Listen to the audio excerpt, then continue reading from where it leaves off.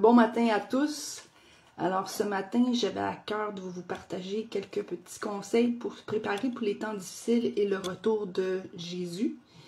Ce message est particulièrement pour les Canadiens et Canadiennes, mais aussi pour les nations. En ce qui concerne le Canada, voici un petit rappel.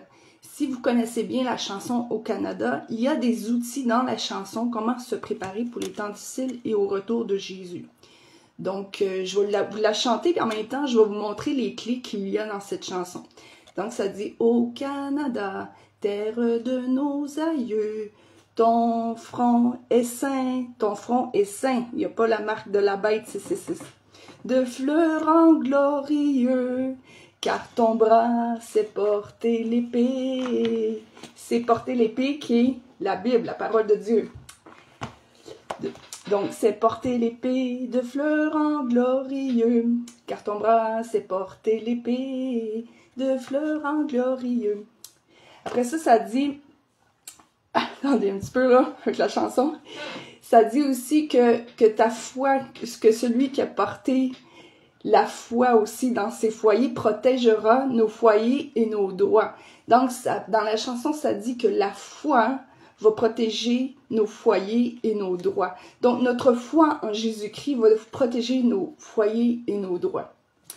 Et aussi, ça dit « de fleurants glorieux ». Donc, on va avoir la gloire en Jésus-Christ, le seul Dieu et Seigneur et Sauveur.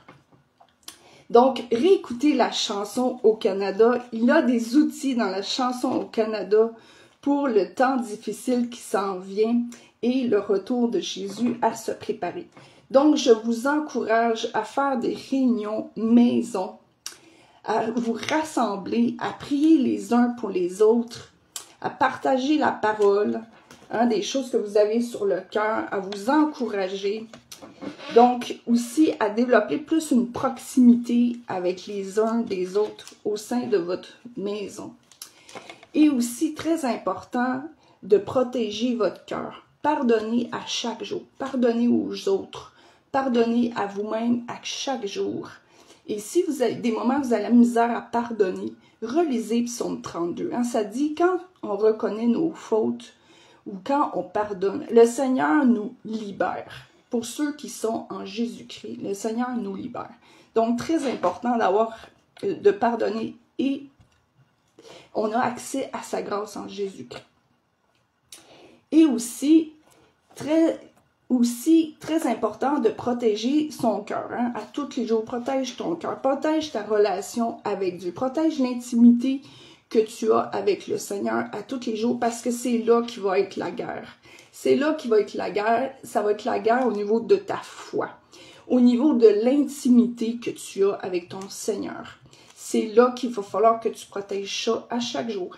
Parce que qu'importe les situations qui vont se passer dans le futur, si tu as une proximité avec ton Seigneur et Sauveur à chaque jour, si tu nourris ta foi, si tu te tiens proche de tes frères et sœurs en Jésus-Christ, qu'importe ce qui va se passer, qu'importe les épreuves, qu'importe les événements, tu vas être en paix et dans la joie. Si tu as la paix en toi, tu as la joie en toi, les situations extérieures vont beaucoup moins t'affecter. Et aussi, le Seigneur va te protéger pour ceux qui sont en Jésus-Christ. Donc, l'importance vraiment d'être proche du Seigneur, d'avoir une intimité avec le Seigneur. Et pour ceux qui ne connaissent pas Jésus comme un Seigneur et Sauveur, de confesser de ta bouche que tu le reconnais comme Seigneur et Sauveur, qu'il est mort à la croix pour toi. Il y a vraiment une urgence de revenir au Seigneur. Pourquoi qu'il y a une urgence? Parce qu'il sait qu'il y a des événements difficiles qui s'en viennent et il veut protéger ses enfants. Et protéger ses enfants, c'est protéger leurs pensées, protéger leur cœur, leur esprit. Donc, c'est bien important. Et aussi, quand on est sauvé, si on tombe, il nous relève. Il nous relève. Il vient nous secourir. Ça, c'est vraiment important. Donc, pardonnez-vous les uns les autres et faites de votre maison un lieu de louange. Mettez de la musique de louange, la musique d'adoration, la musique chrétienne au sein de votre foyer. Mettez régulièrement cette musique-là, ça change l'atmosphère, ça chiffre, ça tasse l'ombre, ça tasse la noirceur, ça tasse les préoccupations. Donc, très important. L'autre chose qui confirme dans la Bible l'importance de se rassembler, ça dit ici, Matthieu 18, 20, « Car là où 2 ou 3 sont assemblés en mon nom, je suis au milieu d'eux. » Donc, le Seigneur, dans les réunions maison, il est au milieu de nous autres. Ça dit aussi, Joël 2, 16, « Assemblez le peuple, formez une sainte réunion. Assemblez les vieillards, assemblez les enfants, même les nourrissons à la mamelle, que l'époux sorte de sa demeure et l'épouse de sa chambre. » Que l'époux sorte de sa demeure et l'épouse de sa chambre. Donc, réunissez-vous à la maison. Et aussi, quand on a des réunions maison, on devient beaucoup plus proches les uns pour les autres. On se sent moins tout seul. Et l'autre chose, veillez à être à l'affût des besoins des gens autour de vous.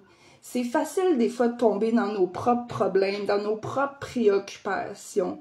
Mais quand on regarde dans nous-mêmes, des fois on fait juste se creuser un trou.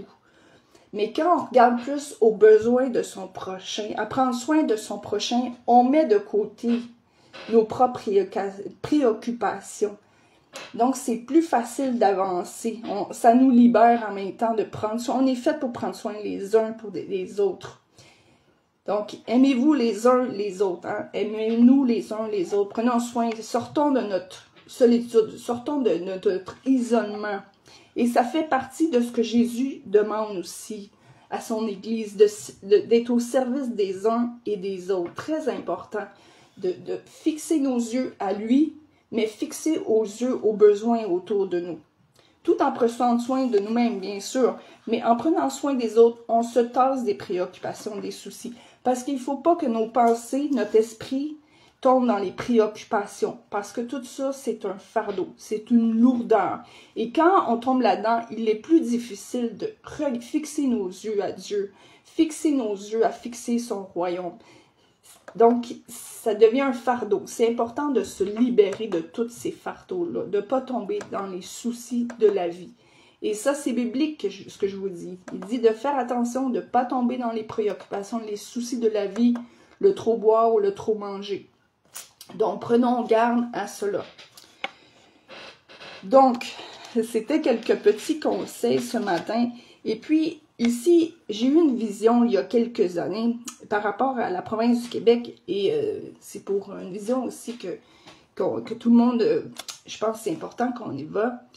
Je voyais que c'était le soir, mais je voyais dans les maisons de la lumière. C'est comme si je me voyais sur un vol d'oiseaux. Je voyais la province du Québec. Et je voyais plein de petites maisons avec des lumières allumées, même s'il faisait noir dehors, hein, même s'il faisait noir. Et ça me disait, beaucoup de monde se réunissait dans les maisons.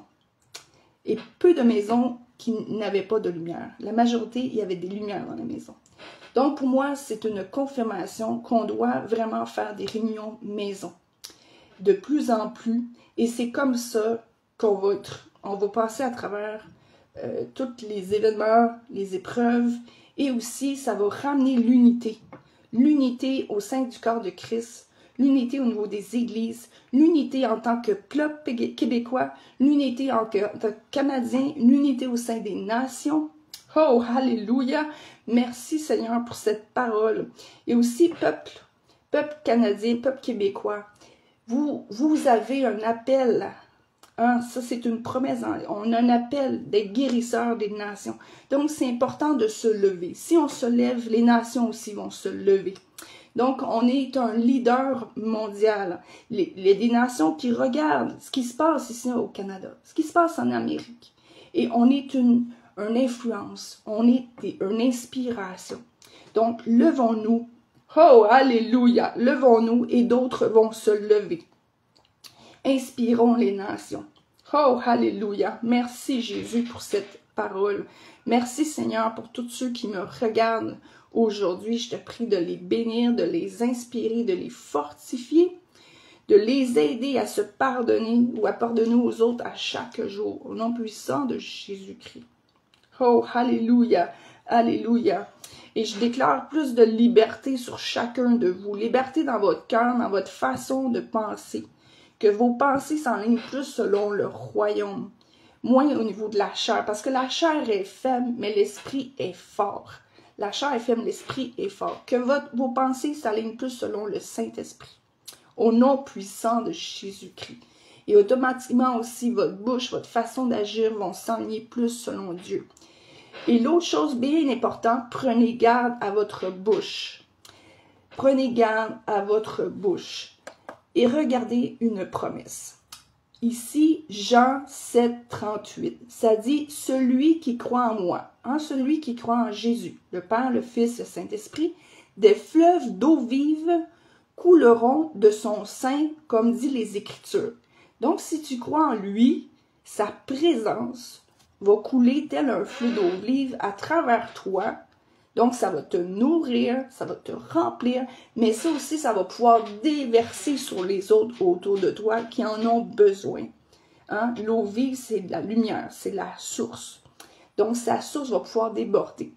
Mais prenons garde dans notre bouche, parce que si notre bouche dit des choses qu'elle ne devrait pas dire, ou exprime toutes des émotions négatives, c'est comme si on se déconnecte de cette source-là. On tombe dans les émotions et non de rester dans la foi.